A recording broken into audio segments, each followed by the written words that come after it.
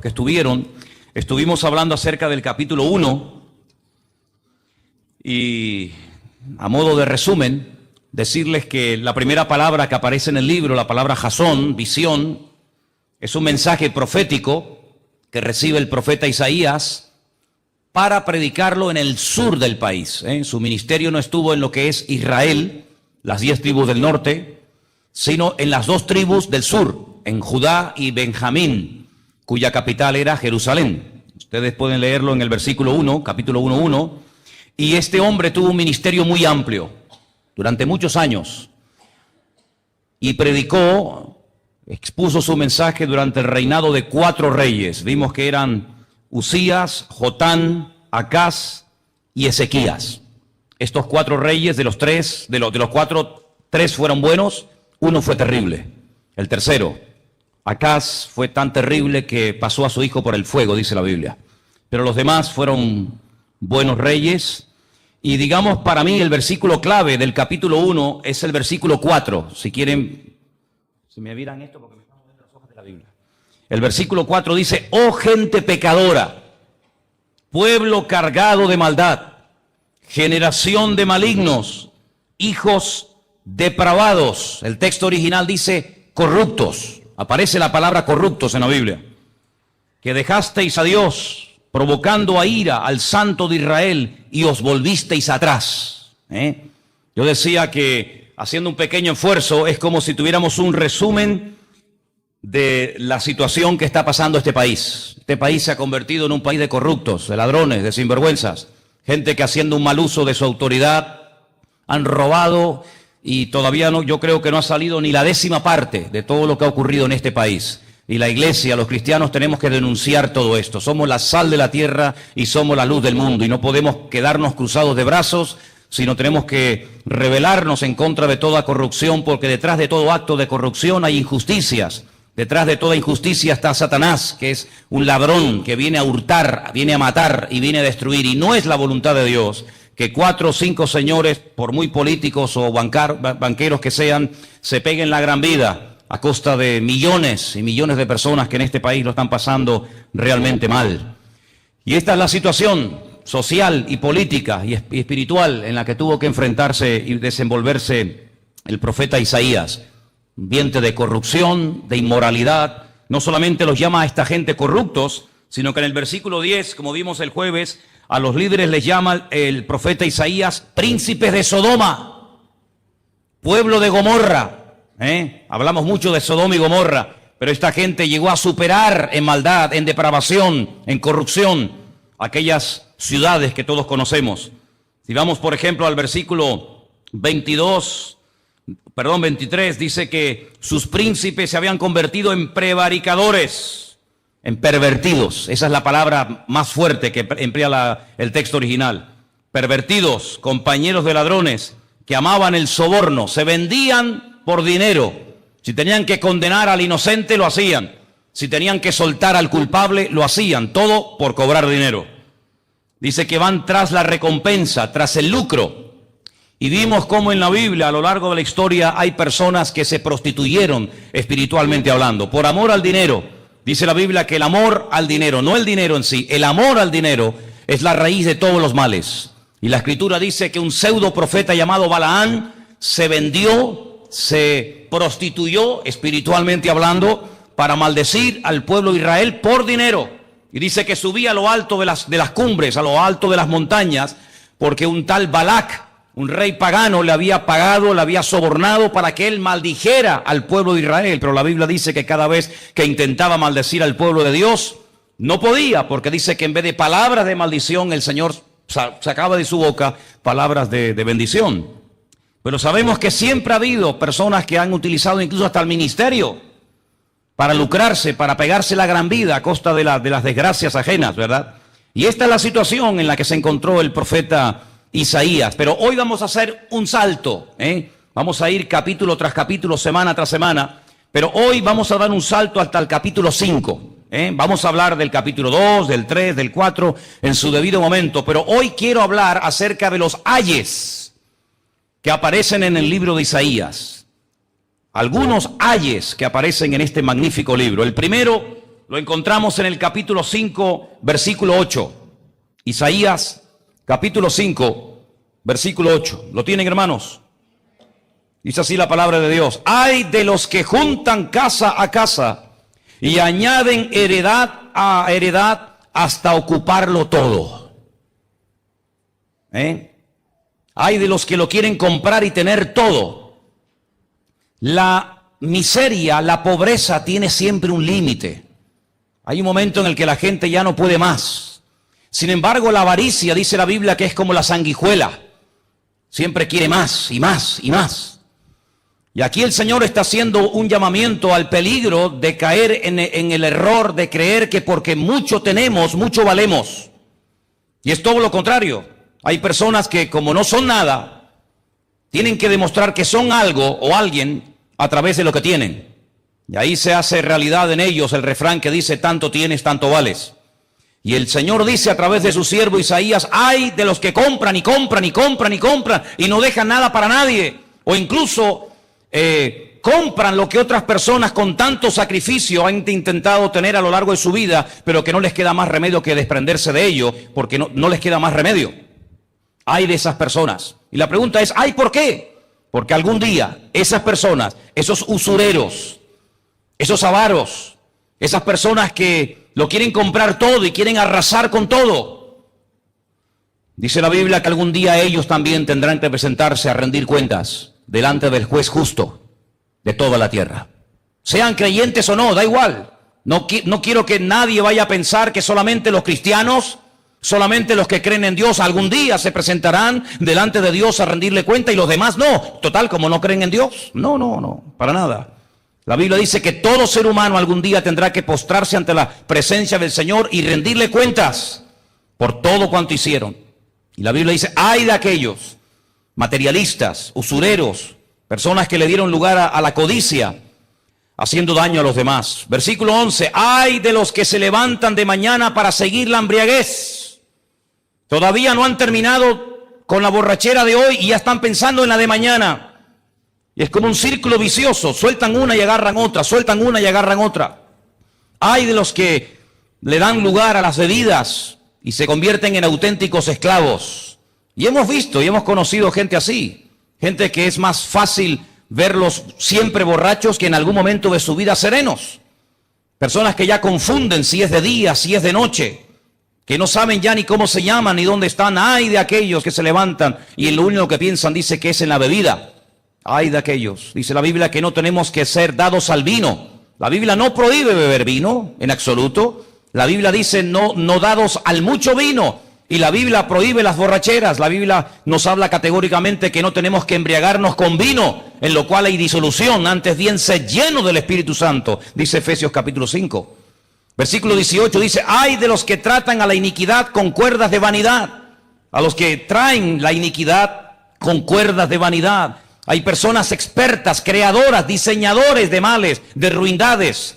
Personas que tienen la capacidad a través del arte, de la música, de la moda, de la pintura, etcétera, etcétera, de atraer ruindades y atraer maldades y presentarlas como modas, presentarlas como parte del modernismo, presentarlas como parte de una vida pues europea, moderna, abierta, etcétera. Hay de aquellos, ¿verdad?, que emplean su influencia en la sociedad, en el mundo del deporte, en el mundo de los medios de comunicación, etcétera, para atraer lo negativo, lo malo, lo pecaminoso, lo pernicioso, como si fuera algo bueno para la sociedad. Hay de aquellos, y hay muchos, lamentablemente, que usan eso.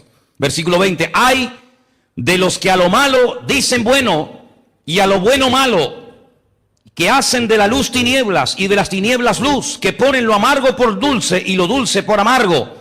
Y estamos viviendo en unos tiempos muy parecidos a los que le tocó vivir al profeta Isaías. Hoy en día el que defiende valores, el que defiende aspectos morales, el que se decanta o se identifica como un creyente en Dios, el que dice que lee la Biblia, el que cree que hay un Dios creador, etcétera, etcétera, dice que es una persona anticuada, ridícula, caducada en el tiempo. Sin embargo, toda aquella teoría rara y extraña, eso es lo bueno. Y hemos llegado a un punto en el que a veces hay personas que se sienten como auténticos bichos raros, como personas que no encajan en ninguna parte. Hay muchos jóvenes que se sienten así cuando van a estudiar a la escuela, al instituto, a la universidad. No encajan. ¿Por qué? Porque el más mínimo comentario ya es objeto de burla. Te identificas como cristiano, ahí empiezan todas las burlas. Te identificas como creyente en Dios, ahí empiezan todas las risitas y los sarcasmos contra esa persona. Y vivimos en unos tiempos así, donde todo lo pecaminoso, todo lo vergonzoso, todo lo que va en contra de la palabra de Dios se ha vendido y se ha infiltrado y se ha apoderado del estilo de vida de la sociedad como que es algo bueno, es algo normal. Son opciones diferentes a las que hemos tenido a lo largo de toda la existencia humana. Pero sin embargo, cuando hablas de lo normal, de lo bíblico, de lo coherente, de lo racional, automáticamente eso es malo. No tiene ningún sentido. Hay de aquellos que han cambiado los valores. Hay de aquellos que han tirado por tierra toda la moral y se han convertido en auténticos degenerados y encima con poder. Versículo 21. Hay de los que son sabios a sus propios ojos y de los que son prudentes delante de sí mismos. Personas que se ponen sus propios límites, personas que se ponen sus propios conceptos, sus propias ideas. No, yo no lo veo tan malo. Al fin y al cabo yo soy una buena persona. Al fin y al cabo yo soy una persona solidaria. Yo ayudo a niños del tercer mundo. Yo tengo una niña, un niño apadrinado. Yo he dado tanto dinero a no sé qué causa social o de la índole que sea. Hay de los que solamente son buenos a sus propios ojos. Y siempre yo he dicho que si quieres realmente saber si eres bueno, si realmente eres honesto, si realmente vives en la verdad, no te compares con el que es peor que tú, porque siempre habrá gente que es peor que nosotros, ¿sí o no? Pero si nos miramos a la luz de los ojos de Dios, si nos comparamos con Él, ¿somos buenos? ¿Somos realmente tan inteligentes y tan santos y tan puros y tan espirituales? Si te comparas con el asesino, con el pedófilo, con el terrorista, con el criminal, claro que eres un santo. Pero si nos comparamos con Dios, vamos a ver después, cuando vio Isaías la gloria de Dios, la presencia del Señor, la realidad de lo que es Dios, vamos a ver después cómo reaccionó. Versículo 22. Hay de los que son valientes para beber vino y hombres fuertes para mezclar bebida. ¿Cuántas veces hemos visto en televisión imágenes de un chico que se echa la cabeza para atrás, le ponen ahí una manguera con un embudo, ya hay 3 o 4, 5, 6 a su alrededor y empieza cada uno a echar una botella de un licor diferente? Y sale en televisión y lo publican en Facebook y sale por ahí por YouTube y sale por todas partes y vienen de todas partes de Europa, ¿verdad? A ser valientes y a presumir. Fíjate cuánto he bebido y si me tengo que tirar por el balcón abajo de un 7º piso me tiro porque tengo una valentía que tú no tienes. Dice la Biblia, hay de los que son muy valientes para el pecado, pero muy cobardes para las cosas de Dios. ¿Sabes que la Biblia dice que los que son cobardes para las cosas de Dios no entrarán en el reino de Dios? ¿Lo sabías? Dice, ni los adúlteros, ni los fornicarios, ni los hechiceros, ni los que se acuestan con varones. Sin embargo, la palabra de Dios habla claramente acerca de qué tipo de valentía la que Dios busca. El Señor busca gente valiente que se atreva a identificarse en medio de la sociedad como un hijo de Dios. Y no le dé vergüenza decir en tu trabajo, sí, yo creo en Dios. Pero sin embargo, esa valentía hoy en día no está de moda. La valentía muchas veces consiste en eso, en mezclar bebidas, hacer todo tipo de locuras, todo tipo de disparates. Y digo una cosa entre paréntesis. He conocido gente que antes de conocer al Señor fueron muy valientes, entre comillas, para hacer todo tipo de barbaridades, todo tipo de locuras. Sin embargo, después no tienen tanta valentía para predicar el Evangelio, para servir al Señor, para vivir por fe. Antes sí, hacían locuras y se tiraban y hacían cualquier cosa rara y extraña. Sin embargo, después de que se convierten al Señor, se convierten como en personas miedosas, asustadizas, tímidas. Y qué bueno sería que también fuéramos valientes para predicar el Evangelio y decir, el Señor es mi Salvador, lo adoro y lo amo con toda mi fuerza y con todo mi corazón. Amén, hermanos. Dice la Biblia, los que justifican al impío mediante cohecho y al justo quitan su derecho y consumen el rastrojo y la llama devora la paja. Así será su raíz como podredumbre y su flor se desvanecerá como polvo, porque desecharon la ley de Dios, de los ejércitos, y abominaron la palabra del Santo de Israel. ¿Quién habla hoy en día de Dios en los medios de comunicación? ¿Qué político, en qué tertulia, en qué canal de televisión o de radio o en qué periódico se exalta el nombre de Dios, se habla del Señor? Nadie habla de Dios en este país. Nadie, absolutamente, ni desde el rey hasta el último de la fila. Es como si a Dios lo hubieran arrasado y lo hubieran arrancado de su vocabulario.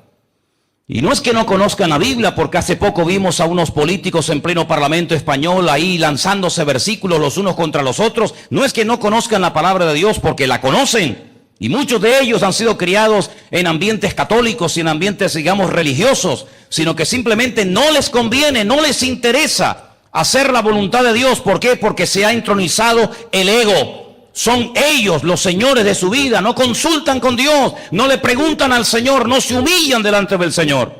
¿Qué diferencia ver en la Biblia personajes, por ejemplo, como David, que era mucho más sabio y más espiritual que toda esta pandilla de ladrones y de sinvergüenza que tenemos en nuestro país? David era un hombre de Dios, el hombre que dice que conforme al corazón de Dios, un hombre que buscaba la voluntad de Dios, un guerrero que pedía permiso para ir a la guerra. Él podía haber dicho: yo no tengo que pedirle permiso a nadie, yo llevo mi cuerpo llevo de cicatrices, he matado leones, he matado osos, he hecho guerras en el nombre del Señor. Pero siempre consultaba con el Señor, siempre se humillaba delante del Señor, siempre pedía la dirección del Señor, el respaldo de Dios, y eso que era un hombre importante y con una influencia tremenda. Sin embargo, esta gente que nos lidera ni cumplen con su religión. Ni siquiera con la religión que dicen tener cumplen, sino que dicen una cosa y luego hacen otra completamente diferente. A ese punto hemos llegado. Si nos vamos al capítulo 10, versículo 1 del mismo libro de Isaías, capítulo 10, versículo 1, encontramos otro ay muy interesante. Dice así: ay de los que dictan leyes injustas y prescriben tiranía. Nosotros no podemos prescribir leyes. Nosotros no podemos cambiar ninguna ley, no podemos modificar el Código Penal, nosotros no podemos hacer leyes para la juventud, ni para los casados, ni para los solteros, ni para los parados, ni para los autónomos. No podemos, no tenemos esa autoridad. Sin embargo, hay gente que tiene esa autoridad. Sin embargo, hay gente que tiene ese poder. El pueblo ha delegado en ellos la autoridad, la confianza, para que dicten leyes justas, para que favorezcan a todos y no a unos cuantos. Sin embargo, dice la Biblia que en los tiempos de Isaías y en nuestros tiempos también hay personas que han dictado leyes injustas, y yo me atrevería a decir incluso leyes antibíblicas. ¿Cuántos dicen amén? ¿Habrá una ley más injusta que el aborto? Se habla mucho del derecho de la mujer a abortar. ¿Y quién defiende el derecho de la criatura a vivir? Es más importante defender el derecho de una mujer a abortar que defender el derecho de una criatura que no tiene a nadie que lo defienda porque ni siquiera puede hablar. Pues a ese punto hemos llegado. Y más de 150,000 criaturas del año pasado terminaron en el cubo de la basura de muchas de las clínicas que repartidas por este país se encuentran. ¿Por qué? Porque es un derecho. Es un derecho. Y hay de aquel que se le ocurra quitar ese derecho. Hay de aquel que se le ocurra decir la más mínima cosa en contra de la ley del aborto. Ahí salen millones de personas a la calle.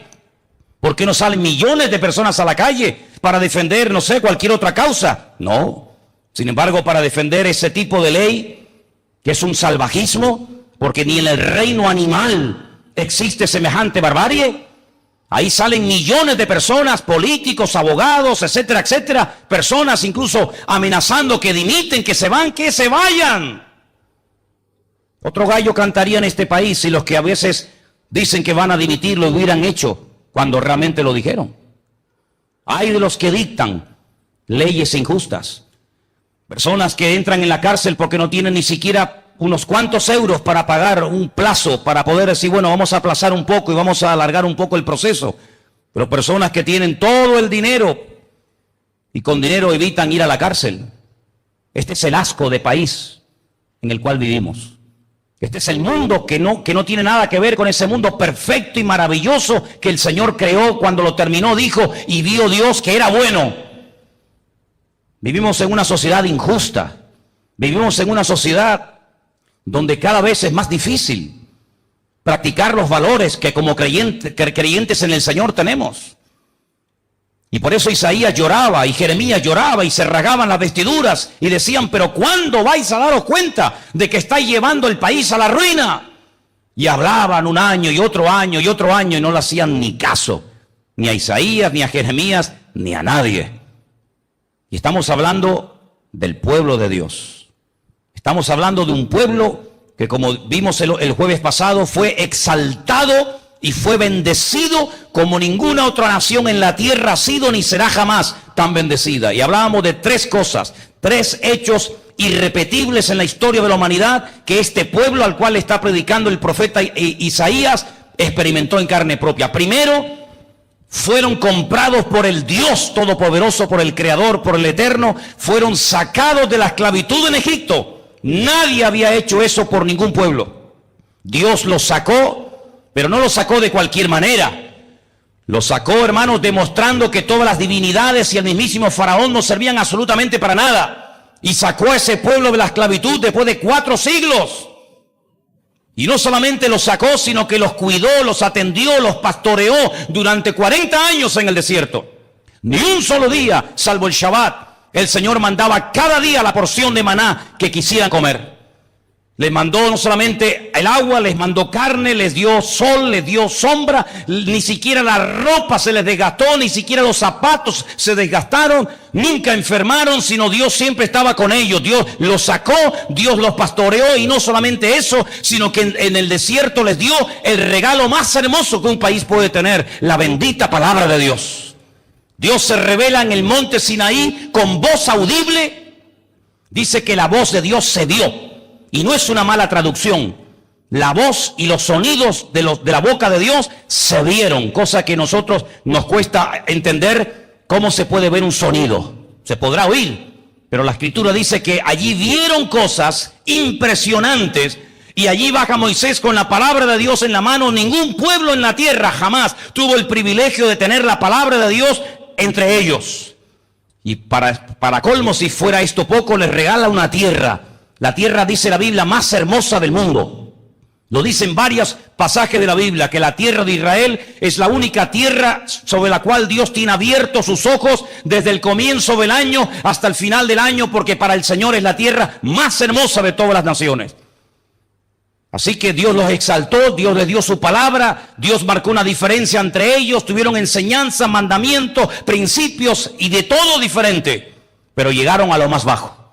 Le dice el Señor al pueblo de Israel en los tiempos de Jeremías: habéis llegado a prostituiros, incluso habéis llegado a esperar a vuestros amantes en el camino y le habéis pagado a ellos en vez de ellos a vosotros, a pesar de lo que el Señor había hecho por ellos. Increíble, ¿verdad? Increíble. ¿Cómo puede caer una persona tan baja después de haber llegado a la presencia del Señor de una forma tan elevada y tan sublime? Bueno, hermanos, así es. Tenemos un último ay que quisiera leerlo en el capítulo 29, verso 15. 29, versículo 15. Y dice: ay de los que se esconden de Dios. Increíble este concepto, ¿verdad? Isaías 29, 15. Ay de los que se esconden de Dios, encubriendo el consejo, y sus obras están en tinieblas. Y dicen: ¿quién nos ve? ¿Quién nos ve y quién nos conoce? Lo terrible no es que creen que se pueden esconder de Dios, sino lo terrible es que creen que Dios no los va a encontrar. Dije el otro día y lo vuelvo a repetir hoy, que Adán no era un ateo, Adán no era un pagano. Adán sabía perfectamente que él era el producto de las manos de Dios. El único hombre que no tuvo ni padre, ni madre, ni antepasado, porque él fue el primer hombre que Dios creó con el poder de su palabra. Sin embargo, es un hombre que creía en Dios, pero se escondía de Dios, creyendo que Dios no lo iba a ver y creyendo que Dios no lo iba a encontrar. Y hay gente así que va por la vida. Hay gente que piensa que puede esconderse de Dios, que pueden huir de Dios, y Dios como que no se entera, como que no sabe lo que esa persona ha hecho o está haciendo. Si volvemos al Salmo 139, el Salmo que en esta tarde se ha leído, para mí el Salmo 139 es uno de los más hermosos y profundos de todo el libro de los Salmos. Y hay 150. Este es uno de los más profundos. Porque aquí incluso el rey David habla incluso de la genética y de cómo Dios creó y entretejió el genoma humano dentro del vientre de la mujer. Dice, me entretejiste, y habla del genoma humano, habla de cómo Dios diseñó al embrión para que posteriormente se convirtiera en un ser humano. Y este hombre, por revelación de Dios, en el verso 7, Salmo 139, 7, dice, ¿a dónde me iré de tu espíritu? ¿A dónde? Algunos tenían el concepto de que Dios vivía en Israel, o que mejor dicho, Dios estaba en Israel, pero donde realmente vivía era en Jerusalén. De ahí que Jonás dice que quería huir de la presencia del Señor, creyendo que Dios no tenía jurisdicción fuera de la frontera de Israel, y cogió un barco y se fue en dirección contraria a Nínive, porque dice que huía de la presencia del Señor. Este hombre que conoce a Dios, este hombre que sabe cómo es Dios y vive entroncado con Dios, dice, ¿dónde me voy a esconder de su espíritu? ¿A dónde huiré de su presencia? Y ahora dice cosas muy interesantes. Si subiere a los cielos, allí tú estás. Si en el Seol hiciere mi estrado, he aquí, allí tú estás. Si tomare las alas del alba y habitar en el extremo del mar, aún allí me guiará tu mano y me asirá tu diestra. Si dijere, ciertamente las tinieblas me encubrirán, aún la noche resplandecerá alrededor de mí. Aún las tinieblas no encubren de ti, y la noche resplandece como el día. Lo mismo te son las tinieblas que la luz. Lo mismo. Porque tú formaste mis entrañas y tú me hiciste en el vientre de mi madre. Y ahí sigue relatando cosas realmente increíbles. David sabía perfectamente que era inútil esconderse de Dios. Que incluso aunque el hombre no se enterara de lo que había cometido como pecado, Dios lo sabía perfectamente. La Biblia nos enseña que David mandó a matar al marido de Betsabé. ¿Cómo se llamaba? Urías. Escribió una carta. Nadie sabía el contenido de la carta. Ponme a este hombre en primera línea y cuando salgan los de la ciudad, déjenlo solo. David no abrió su corazón, no le contó a nadie su plan. Y esa carta se la mandó a través del mismo Urías. Urías la entrega, el capitán la lee y lo ponen en primera fila. Y cuando salen los de la ciudad, dice la Biblia que lo atacan y lo dejan solo y muere. Y le llega la noticia al rey. Tu enemigo Urías ha muerto. Ok, muy bien. Como dice el refrán, el vivo al hoyo y el muerto al bollo. No hay problema. Pero no te olvides que hay un papelito dando vueltas, ¿eh? No te olvides que en el bolsillo del líder o del general de Israel está la carta, ¿eh?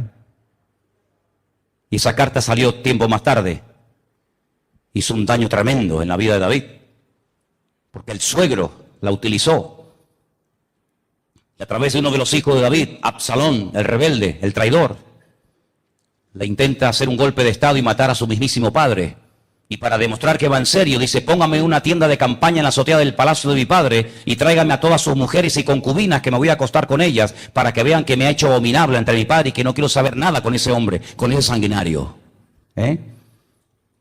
David pensaba que su plan había salido perfecto, nadie se había enterado. Dice, pero esto que hizo David fue desagradable ante los ojos de Dios. Por eso el rey David, que sabe todas estas vivencias, conoce perfectamente que de Dios uno no se puede esconder.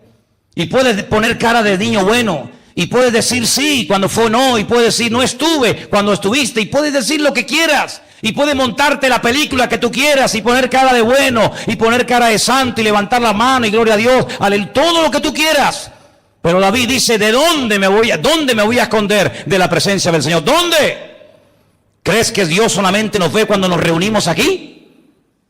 Y cuando salimos de este lugar, cuando estás solo, Él no te ve. ¿Has llegado a ese punto? ¿Crees que te puedes esconder como Adán intentó esconderse de Dios? ¿Crees que hay un lugar? ¿Crees que hay un sitio donde puedes pecar y nadie se enteró? Amigo, no estés jugando con doble baraja. No estés creyendo que puedes pecar fuera y arrepentirte dentro, porque un día te quedas seco en el sitio donde está, mi amigo. Así como te lo digo. Y es tiempo de que dice la Biblia que el juicio empiece por la casa de Dios. Y es tiempo de que nos demos cuenta de que Dios nos mira en lo privado y en lo público. Y aunque ofrendes, aunque diezmes, aunque alabes, aunque hables en lenguas, aunque levantes las manos, lo que quiera, el Señor sabe perfectamente lo que somos en la intimidad, cuando nadie nos ve, pero Él sí nos ve, cuando nadie nos oye, pero Él sí nos oye, y cuando nadie nos conoce, Él nos conoce. Lo sabe perfectamente.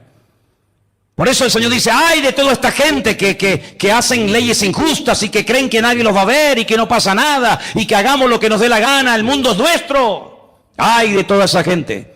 Porque algún día uno detrás de otro como corderos tendrán que pasar delante de la misma presencia de Dios y rendir cuenta delante del Señor. Y a veces Dios no dice más, no porque no quiera decir, sino porque te ama y no quiere descubrirte de momento. Pero no abuses de la misericordia de Dios, porque Dios ya te ha dado tiempo. Y si no juegas en el tiempo de Dios, te la está jugando. Vengan conmigo al libro de Isaías, al día que Dios lo llama. No está en orden cronológico, evidentemente no está en orden cronológico porque en el capítulo 1 empieza a predicar y en el capítulo 6 Dios lo llama. Debería estar el llamamiento al principio, porque sin llamamiento no podría haber comenzado su ministerio. Pero da igual, en el capítulo 6, Isaías dice, en el año en el que murió el rey Usías, ese año en el que murió el rey Usías, dice Isaías, yo vi al Señor sentado sobre un trono alto y sublime, y sus faldas llenaban el templo. Es interesante notar este dato. Yo vi al Señor, yo vi su presencia y su gloria cuando murió el rey Usías. Si le damos la vuelta al texto, podríamos decir, ¿y por qué hasta que no murió el rey Usías la gloria de Dios estaba como detenida? Bueno, yo lo dije el otro día que el rey Usías fue un buen rey durante muchos años, muy buen rey. Dios lo prosperó, Dios lo bendijo, pero en la última etapa de su vida hizo algo terrible. Y no lo hizo por ignorancia, Yo siempre he dicho que cuando uno peca por ignorancia, todavía, entre comillas, tienes una justificación. Pero cuando pecas porque sabes lo que estás haciendo, después de haber recibido el conocimiento de la verdad, estás entrando en un camino muy, muy peligroso.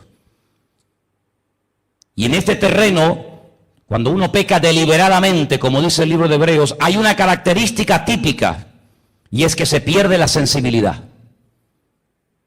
No se siente mal pecando. Y esa es una de las evidencias de que ya entró en un camino muy peligroso, que ya ni siente ni padece, peca y no se siente mal. Es capaz de predicar y acaba de pecar. Es capaz de hablar del Señor o de alabar a Dios y hace 10 minutos la estaba liando. Y esa es la evidencia de que ha entrado en un callejón sin salida, el pecar deliberadamente. Y Usías entra en el templo y dice, yo hoy quiero presentar el sacrificio, quiero presentar el incienso al Señor. Los sacerdotes le dicen con todo respeto, tú no puedes, oh rey Usías. La unción que Dios te ha dado no es para ser sacerdote, sino para ser rey. Sal de aquí, tú no puedes ni siquiera estar en este lugar. Pero Usías no hizo caso. Usías creía que porque había estado tantos años en el trono y era un buen rey, prosperado y bendecido, él podía hacer lo que le daba la gana. Total, no pasa nada. Dice la Biblia que ese mismo momento quedó leproso. Brotó la lepra en su frente y cuando le vieron le dijeron, sal de aquí corriendo, porque estás inmundo en la casa de Dios. Y dice que vivió hasta el resto de sus días en una casa aparte del palacio en Jerusalén, leproso. ¿De qué sirve haber vivido toda la vida bien si al final lo echas a perder? ¿Podrán las justicias del justo el día que se apartare de ellas librarle del juicio de Dios? Dice no.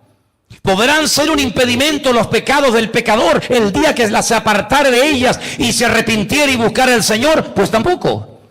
En otras palabras, no es vivir del tiempo de gloria, no es vivir de las glorias del pasado, sino la pregunta es, ¿cómo estoy hoy yo delante de la presencia del Señor?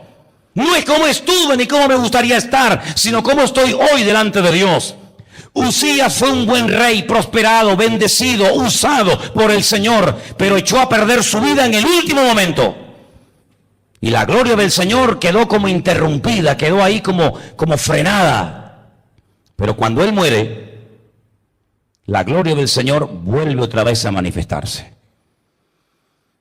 A veces hay hogares que no tienen la bendición de Dios porque uno de los dos está en desorden y está impidiendo que su mujer o su marido o sus hijos vivan en la bendición de Dios, porque él o ella es un impedimento, es un tapón para que la gloria del Señor se manifieste en esa familia. Así de claro. Y es interesante notar que cuando Uzías muere, automáticamente el Señor se manifiesta. ¿Pero a quién se manifestó? ¿A todo el país? No, a todo el país no. ¿Cómo se va a manifestar a todo el país? Si el profeta Isaías llegó a decir, este pueblo se acerca a mí con sus labios, pero su corazón está muy lejos de mí. El Señor llegó a decir en el capítulo 1, lo vimos el jueves, dice, estoy harto de vuestros sacrificios, me tienen harto y cansado de vuestras sabbat y de vuestras fiestas solemnes y de vuestra luna nueva. Todo lo queréis arreglar con la religión, todo lo queréis arreglando, lo queréis arreglar haciendo cosas, pero lo importante y lo principal no lo hacéis, que es obedecerme a mí. Es muy fácil traer un cordero y después seguir haciendo lo que me da la gana. Es muy fácil venir y decir, no, hoy es Shabbat, hoy es el día de no sé qué, hoy es el día no sé cuánto. El Señor dice, venid y estemos a cuenta. No lo queráis arreglar siempre todo con liturgias y con mandamientos, sino que lo que yo realmente busco es un pueblo que me obedezca y que se someta a mí. Por eso no vieron la gloria de Dios, solamente la vio Isaías. Y me llama mucho la atención porque Isaías dice algo que ya hemos leído en varias ocasiones. Dice, por ejemplo, en el versículo 5, entonces dije, ¡ay! ¿De quién? De mí. ¡Ay de mí, que soy muerto! Porque siendo hombre inmundo de labios y habitando en medio de un pueblo que tiene labios inmundos, han visto mis ojos al Rey, al Señor de los ejércitos. Lo he visto. He visto su gloria. He visto su presencia y su poder, lo he visto. No soy digno, ay de mí. Es interesante que no dice, ay de los demás, ay del sacerdocio, ay del pueblo, sino dice, ay de mí. Pablo también dijo lo mismo, ¿sabéis? Pablo dijo, ay de mí, ay de mí. Miserable de mí, decía Pablo, ¿quién me librará de este cuerpo de muerte? Sin embargo, dice la Biblia que uno de los serafines salió volando en dirección a donde él se encontraba, teniendo en su mano un carbón encendido tomado del altar con unas tenazas, y tocando con él sobre mi boca me dijo, he aquí que toco tus labios, quito tu culpa y limpio tu pecado. Una vez que Uzías muere, una vez que la gloria del Señor se vuelve a manifestar, una vez que él ve realmente su condición delante de Dios, una vez que él es limpiado y transformado y renovado, ahí viene la pregunta. Y la pregunta es, versículo 8, oí la voz del Señor que me decía, ¿a quién enviaré? ¿Y quién irá? Por nosotros, plural. Por nosotros, plural. Y respondí yo y dije, heme aquí, envíame a mí. ¿Cuándo oyó la voz de Dios?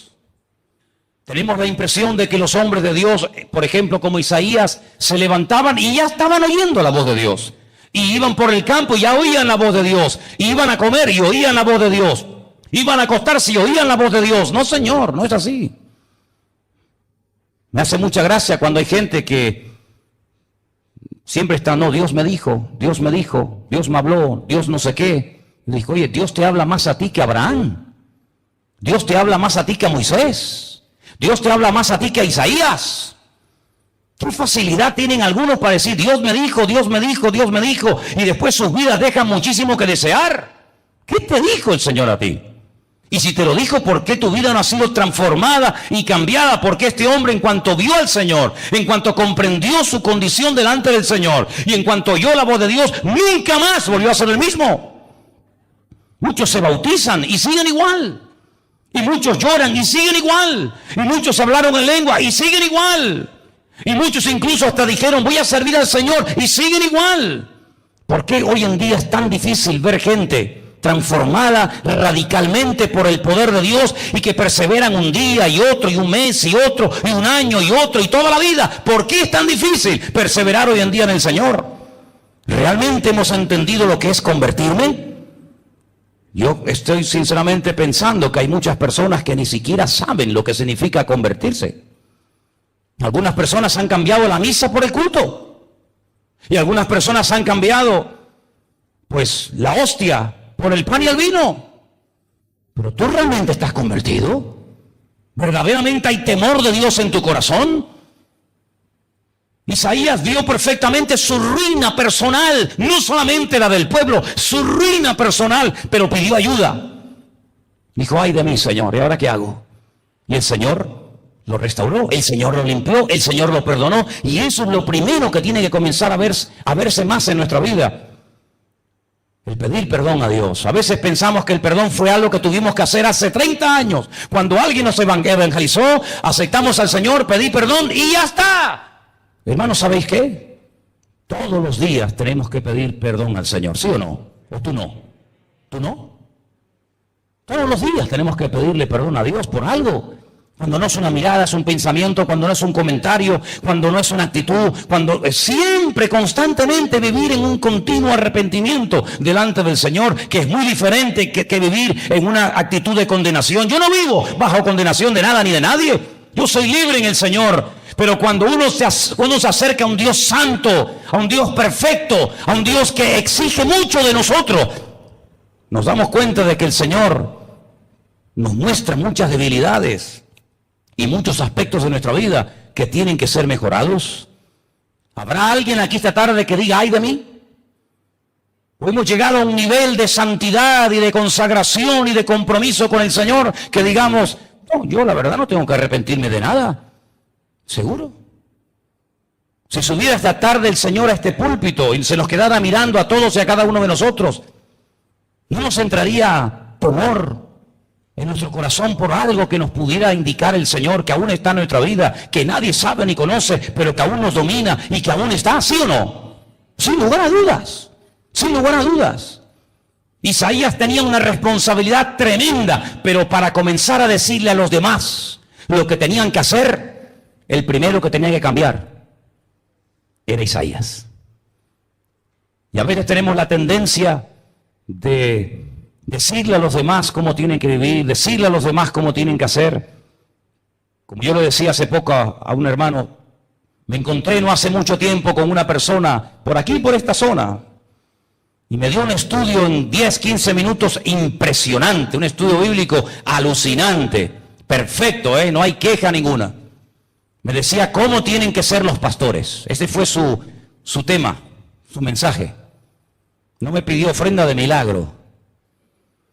Los pastores tienen que ser así, y así, y así. Los pastores no pueden no sé qué, y los pastores tienen que no sé qué, y los pastores no pueden tal, y los pastores y vuelta. Y me dio un estudio alucinante. Y yo, cuando terminé, le dije, oye, de verdad que eres un fuera de serie, Perfecto, digo. De verdad digo, perfecto, Sinceramente, yo no lo hubiera hecho mejor. Pero me dejas decirte una cosita. Sí. Digo, qué pena que no sepas cómo tienes que vivir tú. Porque me has dado, sin pedírtelo yo, un estudio de cómo tengo que ser yo. Pero ojalá que aprendieras también a vivir como oveja. Serías un fuera de serie. Dio media vuelta, se fue y nunca más lo volví a ver. Tenemos esa disposición siempre, ¿verdad? Desde pequeños siempre tenemos la tendencia de ver el fallo, de ver el error, de ver el pecado de fulano, de mengano, y mira cómo es, y mira cómo no es, y mira cómo viene, y mira cómo no viene, o mira si vino, mira si no vino. Tenemos esa tendencia. Pero yo veo en Isaías, hermano, una actitud diferente. Isaías dijo, ¡ay de mí!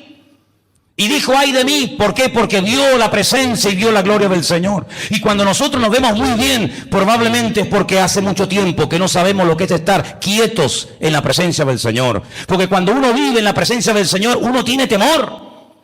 Uno tiene lo que dice la Biblia, el principio de la sabiduría, ¿cuál es? El temor de Dios. El temor de Dios. Y por eso, amados hermanos, el libro de Isaías me apasiona.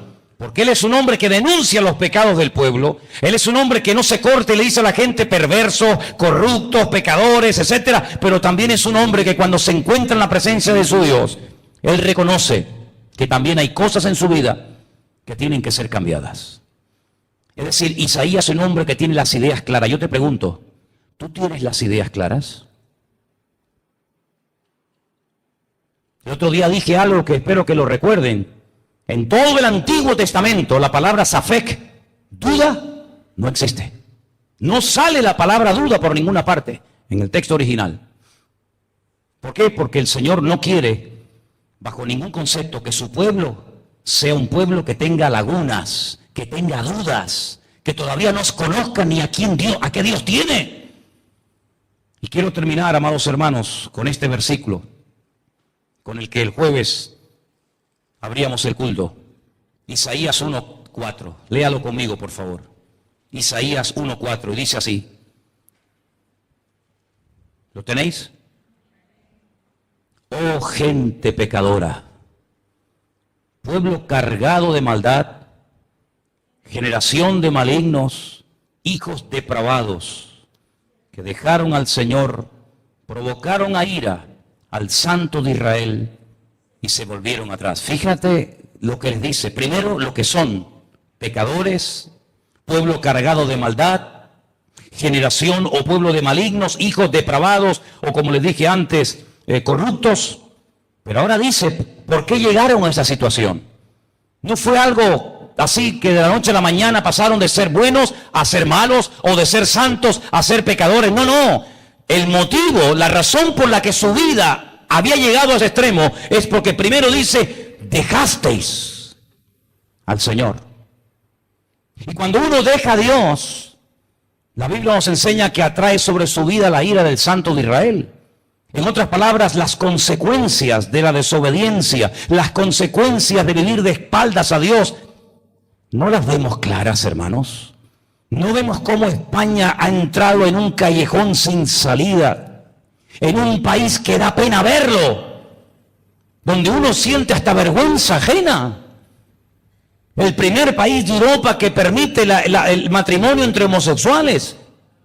El primer país, ni Francia, con todo lo liberal que ha sido durante toda su vida. Nosotros fuimos los primeros. Y fuimos el primer país que aceptó la famosa Constitución Europea. ¿Os acordáis de aquello? ¿Y quién que escribió esa Constitución? ¿Quién la hizo? Alguien tuvo que redactarla. Alguien tuvo que poner sus artículos, sus estatutos, punto 1, punto 1A, 1B. ¿Quién escribió eso?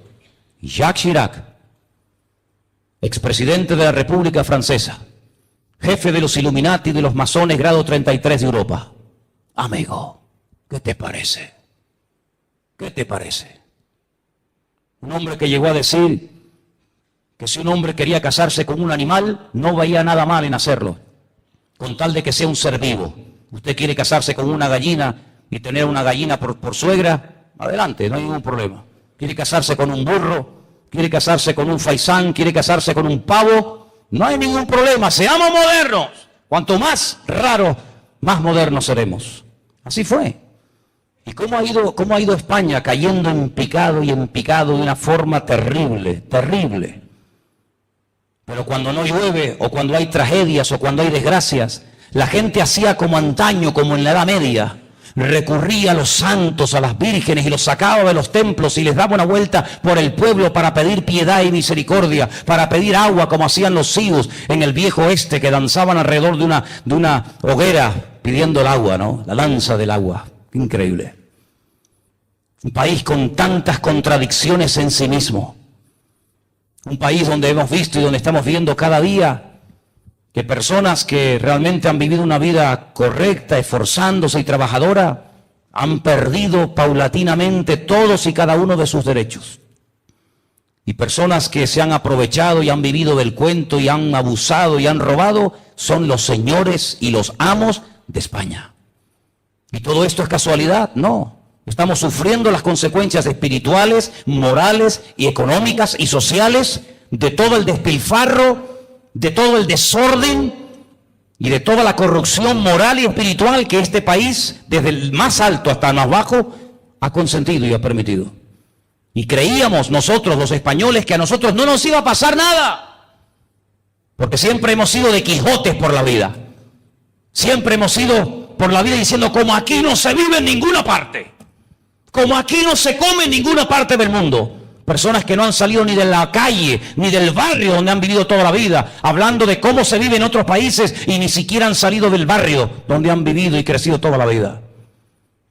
Y Dios nos está mostrando que al que se enaltece va a ser humillado.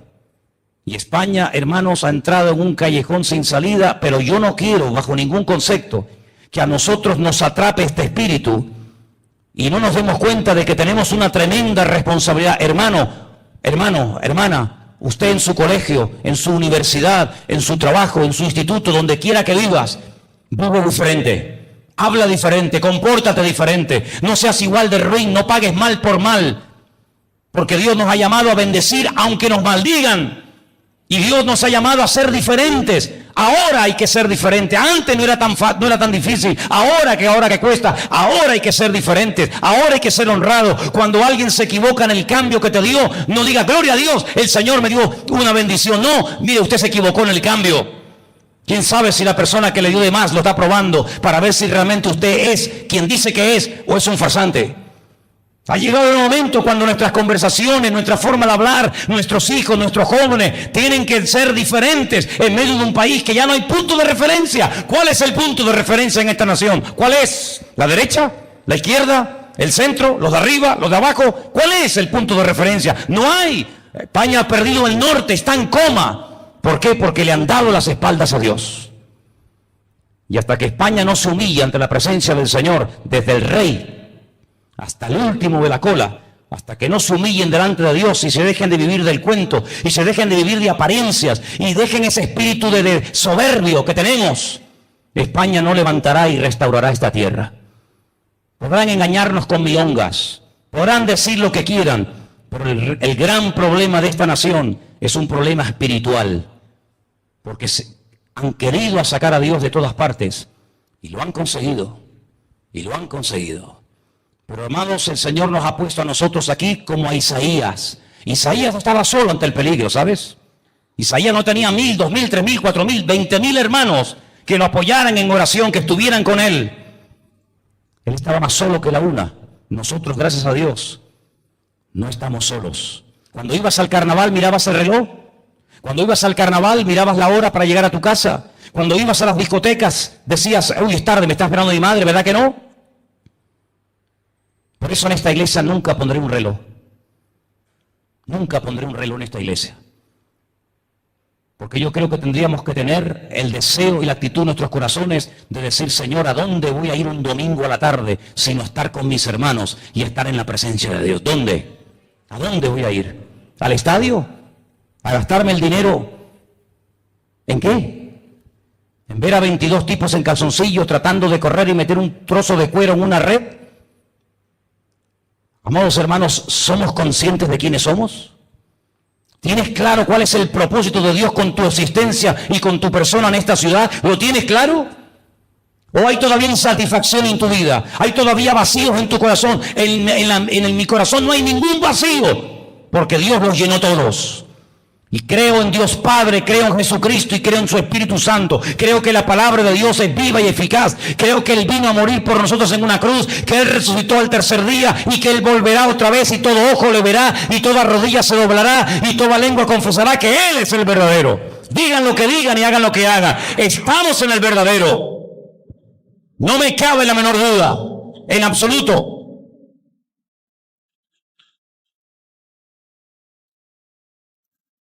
Y tengo por ahí un Corán. Yo he leído mucho el Corán también, ¿saben?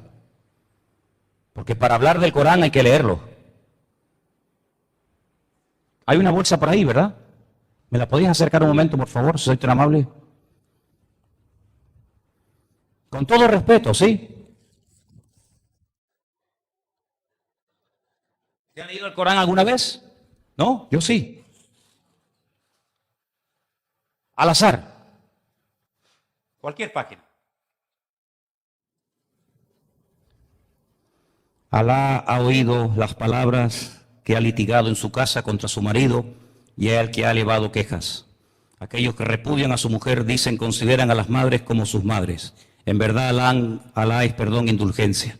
El que no haya cautivos para rescatar ayunará 2 veces. Los que repudian a la mujer formulan la separación perpetua y vuelven atrás, esposo divorciado. Como percibe Alá sabe las cosas que hacéis.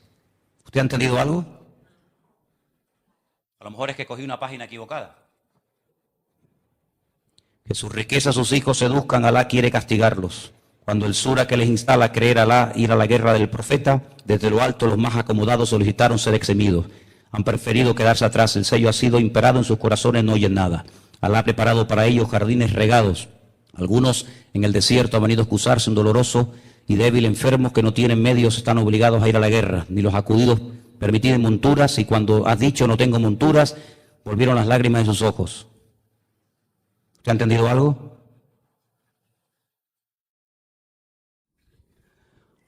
Alá sostiene los cielos, han jurado ante Alá, el apóstol apareció, su venida no hizo más que aumentar el alejamiento. El orgullo de esta tierra, los inicuos fraudes, no hallarás desviación, costumbres de Alá, no viajan por este país. Si Alá hubiese querido castigar, cuando el término ha llegado, en verdad Alá a sus servidores.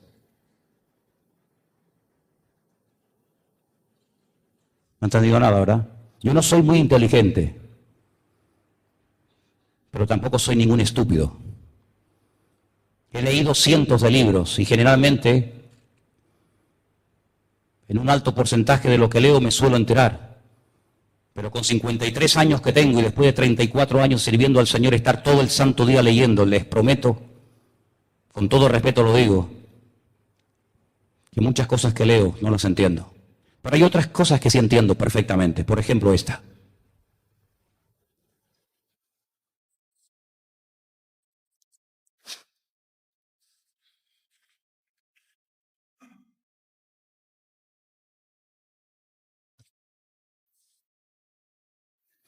Quienes se nieguen a creer a nuestros signos, los acercaremos al fuego ardiente, y cuando su piel sea consumida por el fuego, los revestiremos con otra piel para alargarles el suplicio.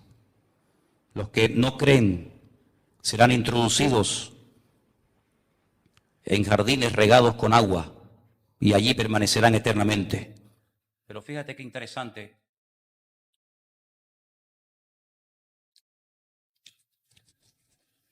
Miren qué interesante.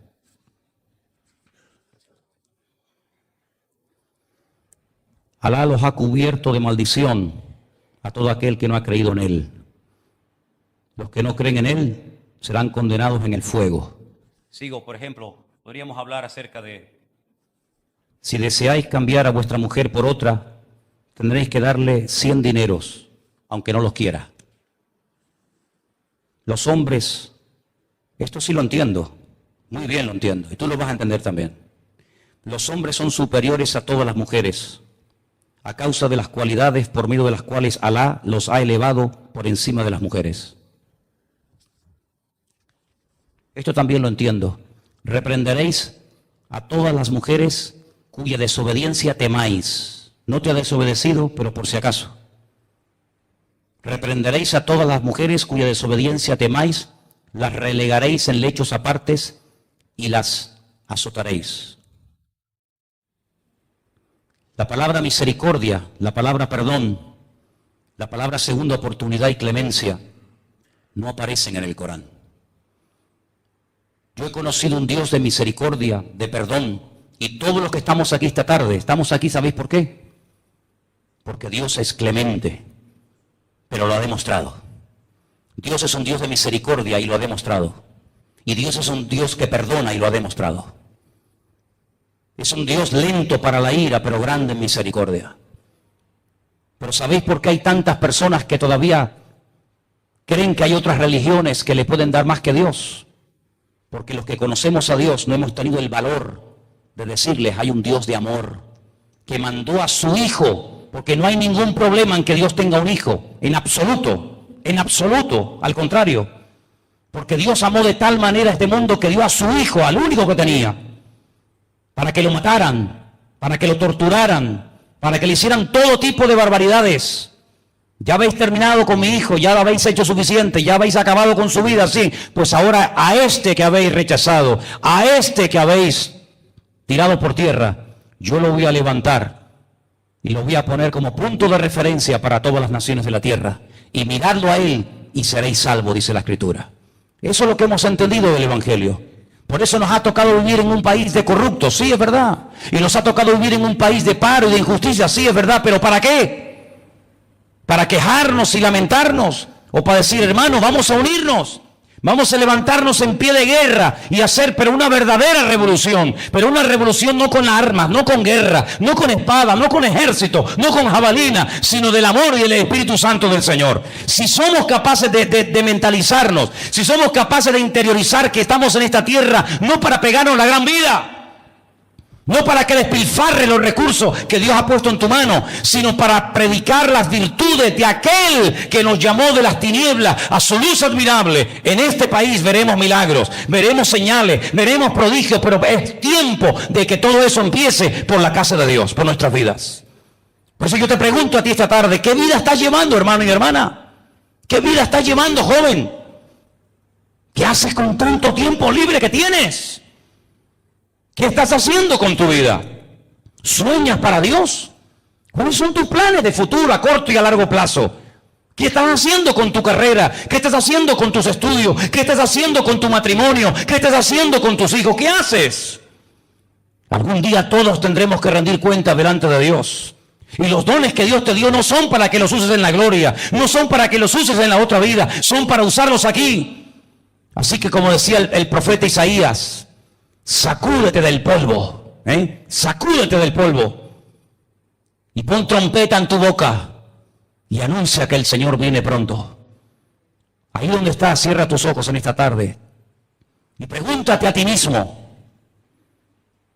¿qué vida estás llevando? ¿Qué vida tú estás llevando? Trabajo, la casa, la iglesia, la casa, ¿esa es tu vida? ¿No te aburres?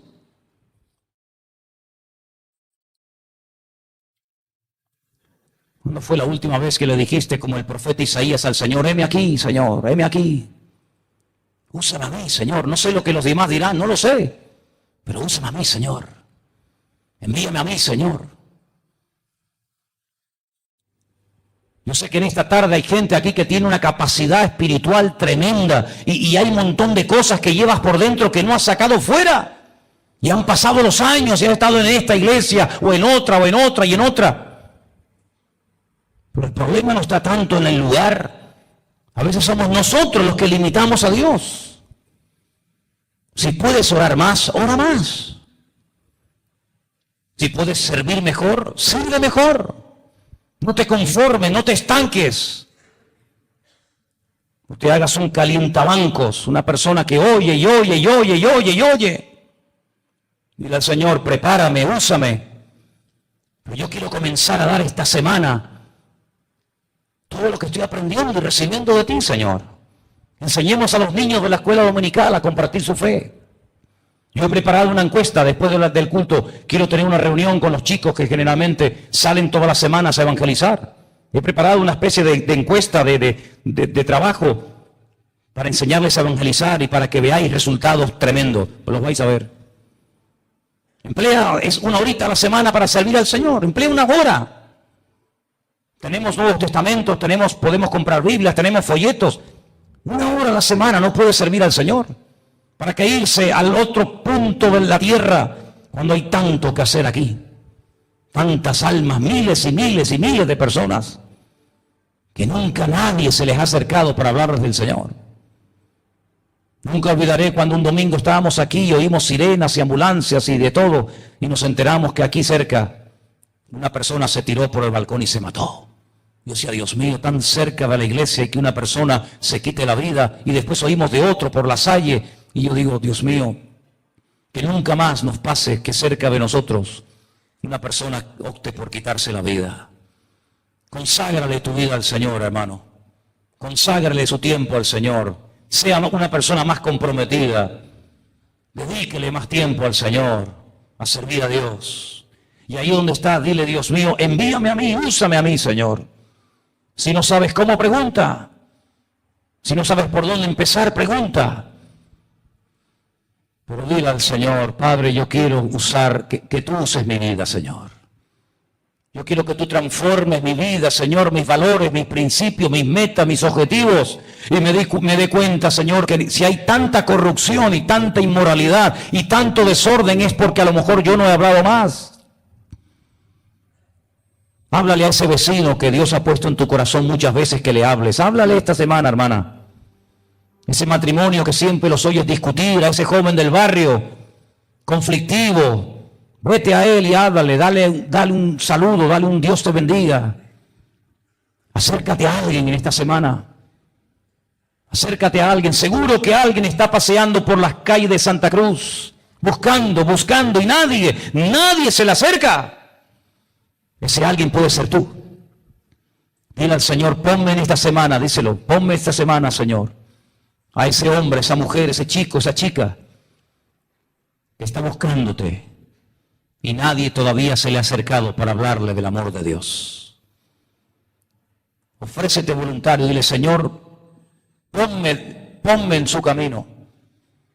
Había un hombre en el desierto, solitario, leyendo la palabra y la leía y no entendía nada. Y el Señor le dijo a un tal Felipe, Felipe, ve al desierto. Ve al desierto. Felipe fue. Vio que estaba leyendo al profeta Isaías. Y le dice, ¿tú entiendes lo que estás leyendo? Dice, no entiendo nada. Pero aún así leía, fíjate. No entiendo, pero leía. ¿Y cómo voy a entender si alguien no me explica? Felipe se sube al carro de este etíope eunuco, funcionario de una reina en Etiopía, le predica la palabra de Dios y todos conocemos el resto de la historia. Miles de personas en Etiopía